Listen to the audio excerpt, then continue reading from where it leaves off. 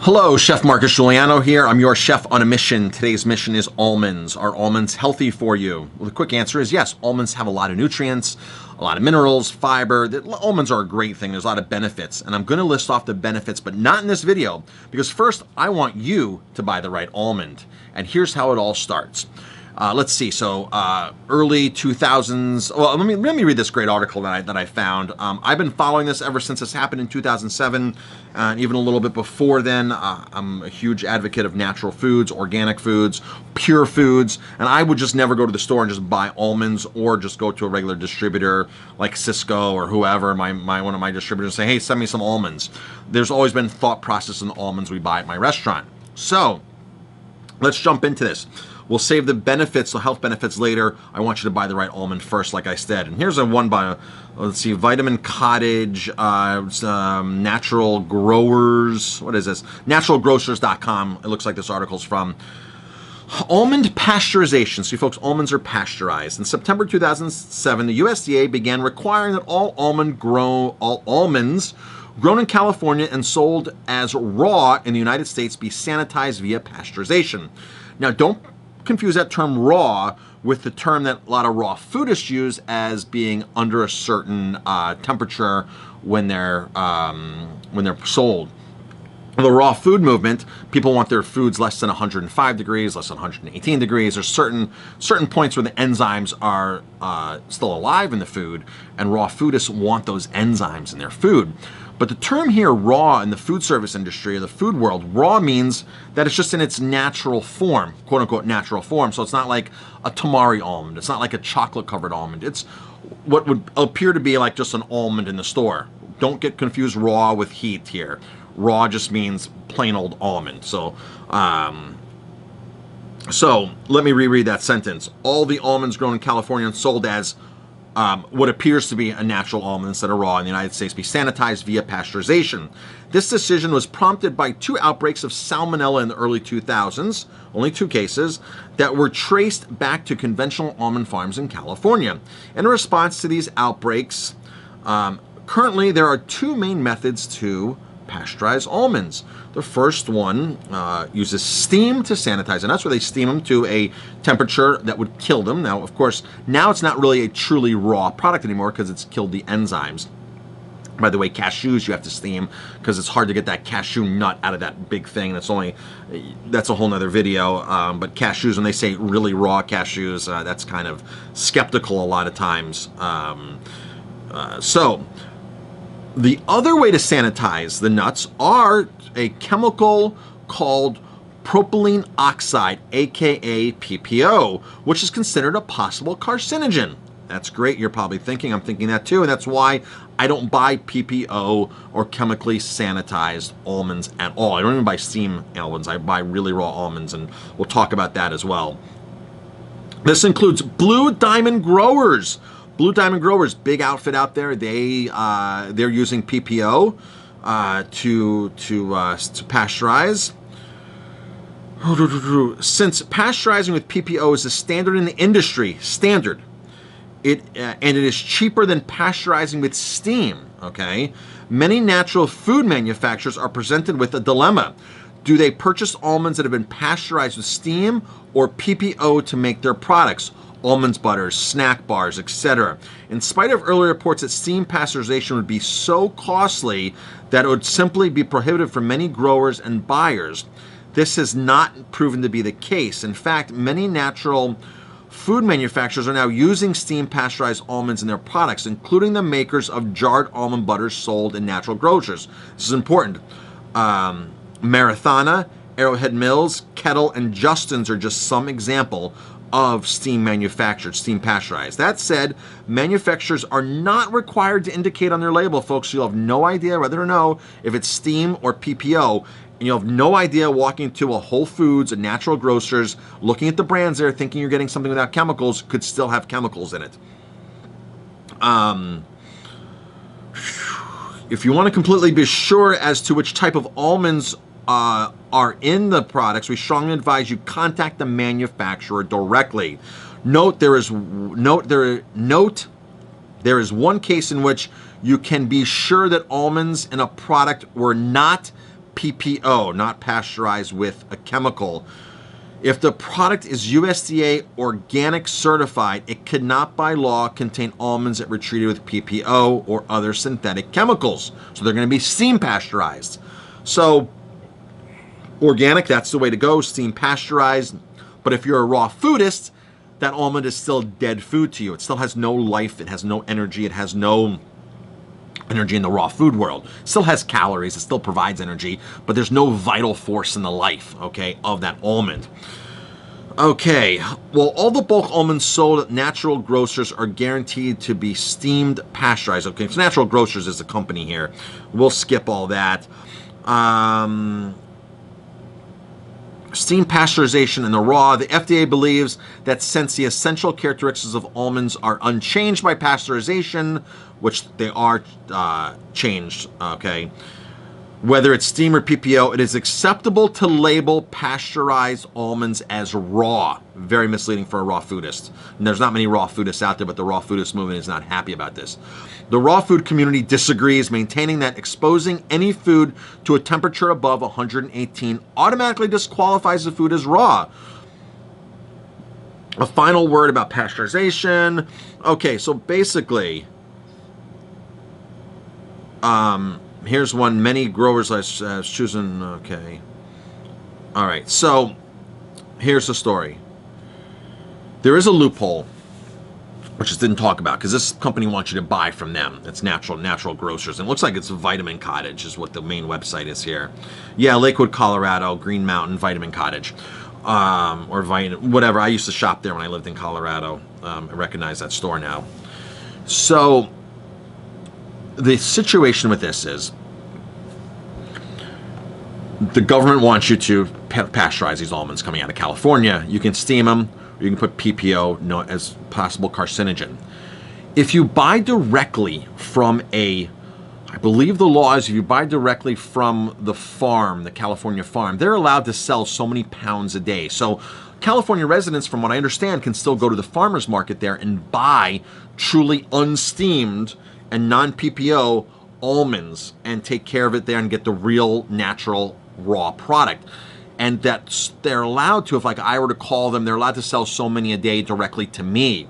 I buy from a distributor that they're guaranteed no steam. But here's the way that really sets us apart. You can buy Spanish, the Spanish or Italian almonds that are non-steamed and non-PPO, and get a really good deal as far as purity. Now, here's the problem with this. Almonds cost a lot of money. Any kind of nut costs money to begin with. But as soon as you start using a natural, as soon as you start doing organic, and as soon as you stopping the sanitation, the steam pasteurization, these are expensive almonds now. I mean, you're getting what I would buy almonds for in bulk wholesale. I could buy cheaper treated almonds in the grocery store. For the most average restaurant, they don't care about saving their money. They don't care about the purity. They don't care about the PPO in it. They don't care about any of that. They care about just buying stuff and shredding some almonds on a salad or trout and making trout almondine or whatever. I care about that as a restaurateur. I care about what I eat. I care about what you eat.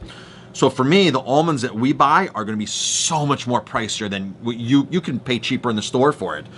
So we really don't use that many almonds, so I have to kind of balance the cost of that. But if you're the consumer and you're going into a store, look for Spanish, raw Spanish, look for raw Italian. Those are the two things you want to look for. And by all means, if you have a connection to California, do that. Now, with that being said, you still need to make sure those nuts are washed properly. You need to make sure that they're sanitized for your own benefit, for your own health. And there's a couple ways you can do that without heating them, okay? First of all, to eat nuts to begin with, you need to soak them. When you start the germination process, your body can really digest it and understand that food much, much better. It's a hard thing to do is to digest a truly dry nut. So soak them overnight in the refrigerator, wash them really good, and then dry them out in a dehydrator, 105 degrees, 110 degrees, and you have a perfect snack almond or snack nut. You can do that with a lot of your nuts, Brazil nuts, etc. So now, what do we do about making sure that almond's clean? You have two choices that I would personally do myself. I would take a bowl, fill it with cold water, put the nuts in there, wash them really good, and I'd put just a little bit of food grade chlorine in there. You can use Clorox bland bleach. Just a little bit goes a long way. And I know some of you are going to say, oh, bleaching food, Marcus, this and that. That's not good. That's not good. You know, neither is salmonella. Neither is food poisoning. Your food is so, people have no idea how contaminated their food is when you're getting it. Before I start talking about contaminated food, you can also use food grade hydrogen peroxide, food grade chlorine or food grade hydrogen peroxide. Now the food you're consuming already, like chicken and stuff like that, and a lot of the food you're consuming in the stores and in restaurants is already treated with bleach. It's already treated with food grade chlorine.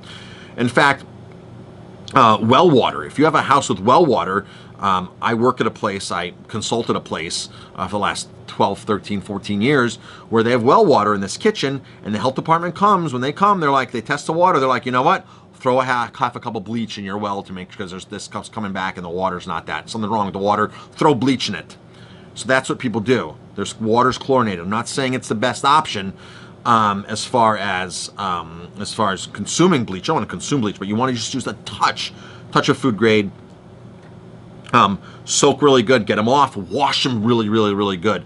But that little bit of food grade hydrogen peroxide or that little bit of Clorox food grade chlorine is going to kill and sanitize any kind of germs that would be on there. Now, how are those germs going to get on there? You're going to say, well, gee, you know, that comes out of the nuts or whatever. You have no idea where that food sits, how it's stored, the warehouses. I mean, rats are prevalent in warehouses, very prevalent.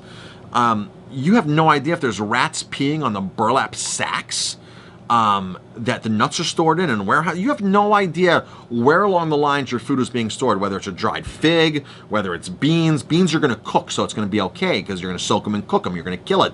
But things that you're not going to cook, man, rats urinating on your food. And as far as sanitation and on the farms, people are out there picking stuff.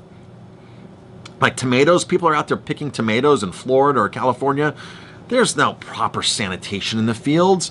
They're out there urinating, then going back to picking. Then all of a sudden this then goes into a warehouse where they're sorting through. Yeah, there's a bathroom in a warehouse, but are they properly washing their hands? So they're sorting tomatoes, they're sorting peaches, they're sorting apples, and then they're repacking them, and then it goes. And then all of a sudden, there was a report a couple years ago on like mainstream media how lemons and limes at bars, across America, across restaurants, they were testing them for for contamination. Highly, highly contaminated. Just if you go to a restaurant and say, you know what, I want a wedge of lemon in my water, you could be a disaster for food poisoning just from that wedge of lemon in your water. Totally. So if you're in a restaurant, make sure they're washing that kind of stuff. But of course, it's hard to make sure. I would simply, if I were you and you want lemon in your water, this is what we do. This is not the lemon oil, but this is Young Living oils. Let's see if we can focus in there. This is Young Living. This is the Eucalyptus globius. Take the lemon oil with you. My wife takes this in her pocketbook with her. It's lemon oil. We put 1 drop in the water and we drink, and we have beautiful lemon water with this. The lemon oil that we use, the Young Living lemon oil, is loaded with limonene. Limonene is anti-cancer. It's a lot of medical studies on limonene. Helps kill things. It helps purifies the water you're drinking. So the lemon, maybe I should do a whole video on lemon and water. Lemons in water in restaurants, and I'll pull up that study and everything, because you have no idea. You know, people always think that, well, I'm getting food. I think I got really bad food poisoning the other day. On Friday, I was so down and out. I couldn't get out of bed. 3 a.m. I woke up and I'm like, something's wrong. I finally dragged myself out of bed at 7:30 p.m. I had to drag myself out of bed to get to the bathroom many times during the day.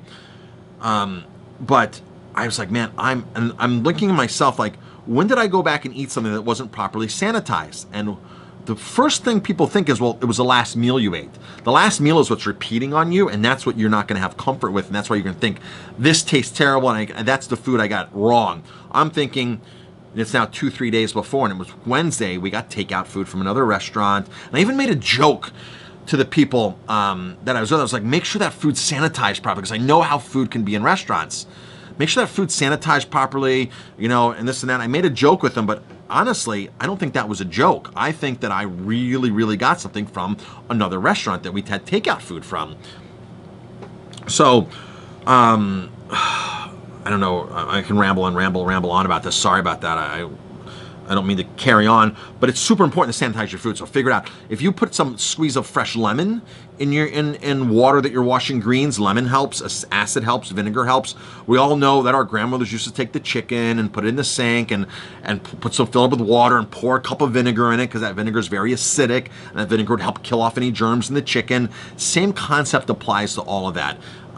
So you're just basically figuring some kind of source to sanitize your food to make sure that the food doesn't have cross-contamination on it.